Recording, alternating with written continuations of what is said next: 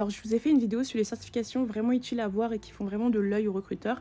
Maintenant, on va parler des certifications un peu inutiles ou du moins qui font perdre pas mal de temps. Bon, je sais que c'est un sujet un peu sensible, mais il faut vraiment comprendre que toutes les certifications ne se valent pas, comme tous les diplômes en fait. Et parfois, il y en a qui te font surtout perdre du temps. Déjà, les certifications génériques ultra basiques, du style leadership niveau débutant de 45 minutes ou encore communication efficace sans réelle mise en pratique, c'est le genre de certifications qui ne prouvent rien et tout le monde peut le faire en une après-midi. Ensuite, les certifications inconnues. Celle avec un nom que personne ne reconnaît. Si un recruteur ne sait pas ce que c'est, ça n'a presque aucun poids. Et même pour toi, ça peut être compliqué de convaincre que cette certification est intéressante. Autre piège, accumuler 15 certifications différentes. Ça donne l'impression que tu consommes des cours, mais que tu ne maîtrises rien. Et là, je vais être honnête, les certifications sans projet concret par derrière. Celles-là ne valent pas grand-chose. Alors que si vous voulez vraiment des certifications qui valent le coup, voici lesquelles sont intéressantes. Déjà, les certifications reconnues par des entreprises connues, comme Google, Microsoft, etc. Ensuite, celles qui prouvent une compétence opérationnelle, du style Excel avancé, Power BI ou encore SQL. Et enfin, celles qui ciblent vraiment un domaine précis et pas un peu de tout. Genre, si tu veux être chef de projet et que tu as une certification spécifique en gestion de projet, celle-là est intéressante. Donc voilà, le but, comprenez que ce n'est pas d'avoir plusieurs lignes dans son CV, ça pour le coup, ça ne sert à rien.